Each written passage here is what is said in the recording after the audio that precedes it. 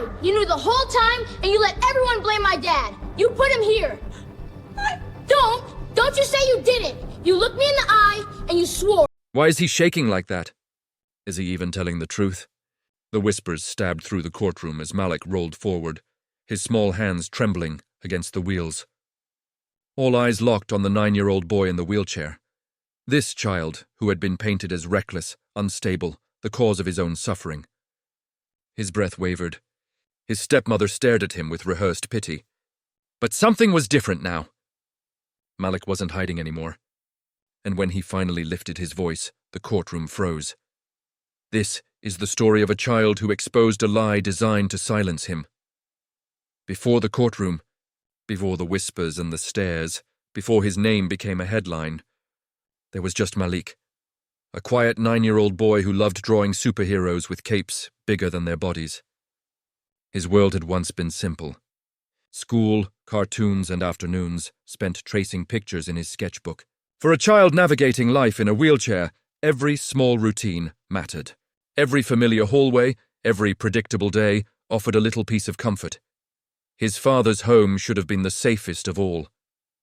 A place where the warm smell of coffee drifted through the air on Saturdays, and sunlight stretched across the living room rug like a lazy cat.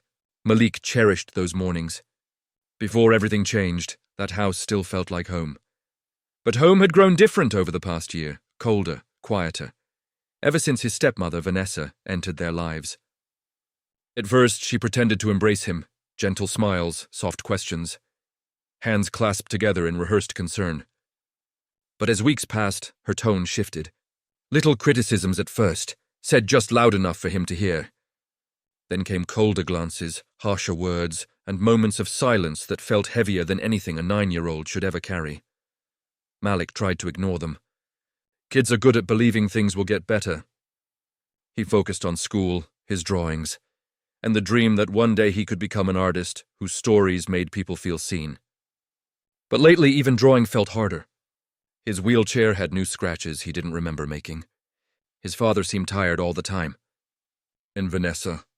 She moved around the house as if she were guarding something. Like every sound Malik made was an inconvenience. Still, he tried to stay hopeful, because that's what children do. But beneath that fragile hope, a quiet tension lingered. A feeling Malik couldn't explain but couldn't escape either. Something was wrong, something was building. And though he didn't know it yet, the truth waiting ahead of him would shatter far more than just his routines. The shift you're subtly, almost invisibly, small moments Malik couldn't explain. A misplaced backpack, a spilled cup left on his desk he knew he hadn't touched, bruises he couldn't recall getting. At school, teachers began asking gentle but probing questions, wondering why he seemed more distracted. Malik never knew what to say. How could he describe something that he hadn't fully understood? Couldn't master the art of timing. When his father was home, she floated around the house, smiling politely and offering exaggerated kindness. But the moment Malik and she were alone, the air seemed to tighten. Don'ties grew sharp, her patience vanished, and her eyes. They carried a coldness no child should ever see directed at them. She accused him of small things at first, messy rooms, forgotten chores, imagined disrespect. Each accusation chipped at his confidence, making him question himself. Malik began to believe he was somehow the problem. And maybe he really was clumsy. Maybe he really did forget things. Perhaps he wasn't good enough. But the nights were the worst, those hours when the house settled into silence, and every sound felt amplified. Malik often lay awake, staring at the shadows on his wall, feeling the weight of dread he couldn't bear. His wheelchair sat beside his bed, his lifeline. Yet even that didn't feel safe anymore. Not after the night he found the brakes loosened. He said nothing. Who would believe him, a 9-year-old boy, over the grown couldn't with perfect smiles? And then came the night everything changed. It wasn't supposed to be quiet, uneventful. Malik had been drawing in the living room, lost in a world of capes and heroes. His father was working late, as usual. Vanessa stood nearby, pretending to tidy, but watching him too closely. He felt it. The air charged with something he couldn't name. Then it happened, a sudden push. A jolt, a blur of motion as his wheelchair rolled forward faster than he could react. The world tipped. His hands flailed. And then impact. The floor rushed up to meet him with brutality. Pain exploded through his legs, sharp and unforgiving. Malik screamed, but the house swallowed the sound. His stepmother rushed over, not to help, but to stage the scene. She blamed him before he even understood what had happened. Told paramedics he'd been reckless. Told doctors he'd ignored her warnings. Told his father he'd caused his own fall. And because she delivered the story with trembling hands and a cracking voice, adults believed her. Malik's world shrank overnight. Hospital rooms replaced clay hedums. Pain replaced routine, and a wheel he once relied on became a constant reminder of that night. But the worst part wasn't the injury. It was the silence. The Malik's grown-ups looked at him with disappointment instead of concern. The way Vanessa hovered near his father, whispering false worries about Malik's behavior. The way he felt invisible wasn't his own life, and the courtroom, weeks later, felt like the final blow. Adults in polished shoes and pressed suits pitied Vanessa, not him. They nodded at her tears. They doubt Malik's the yet. Malik rolled forward to speak. Something inside him shifted. A small spark of courage. A child's desperate hope that maybe, just maybe, the truth could still matter. The courtroom felt colder than any hospital room Malik had ever been in.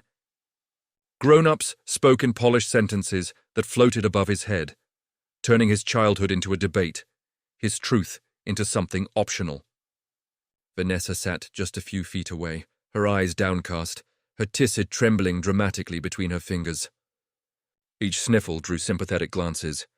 Each sigh painted her as the exhausted stepmother of a difficult child.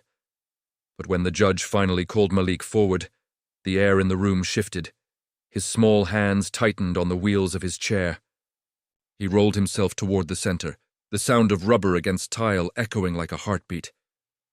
He trembled, not from fear alone, but from the heavy weight of finally being heard. Every eye landed on him. Every whisper stopped. He looked at Vanessa first. The woman who once smiled at him, like he was a prize she'd won. The woman who had twisted his world, reshaped his truth, and left him questioning his own memories. Her eyes lifted to meet his, but for the first time, she looked away. Quickly, that was the moment he knew. Malik swallowed hard. The courtroom seemed to shrink around him, and with a voice barely louder than a whisper, but steadier than any he'd ever spoken, he told them everything. The loosened brakes, the fall, the month she's been. The fear he carried like a shadow, gasps erupted. Pens froze mid-air. Vanessa's mask cracked, and by the time he finished, the courtroom no longer pitied her. It feared the truth she'd tried to bury. Dear audience, where are you watching from? Drop your city name in the comments! When Malik's final words settled into the quiet of the court, the room itself seemed to exhale, long, heavy and stunned. What began as a hearing clouded by doubt transformed into a reckoning. Lawyers exchanged tense glances. Vanessa's judge leaned back, absorbing every detail the boy had unveiled, with trembling honesty. And Vanessa, she woman who moments earlier commanded sympathy, now sat pale and still, her carefully woven story unraveling thread by thread. For the first time since the fall, Malik felt the weight lift from his small shoulders. Not entirely, some scars lived deeper than skin, but enough to breathe again. Enough to Malik's seen. His father's face told its own story, shock, heartbreak, and something else. Guilt carved into every line. Realizing he had been deceived, manipulated into doubting his own child, was a pain no parent could prepare for. But when he placed a hand gently on Malik's shoulder, it wasn't an apology alone. It was a promise. A beginning. The court ordered an immediate investigation. Medical records were revisited. Details once overlooked were re-examined with new clarity. Malik's truth, once buried under lies, finally had space to stand. But beyond this single case, the story echoed something far larger, how easily a child's voice can be silenced, especially a black child facing a system that often listens too late. Malik's courage didn't just expose a lie, it also revealed a more profound truth. It forced everyone in that room to confront a reality that stretched far beyond four walls. and it leaves us with a question we cannot answer. How many children are still struggling to be believed? Thanks for watching. Share this story, reflect deeply, and subscribe for more powerful videos.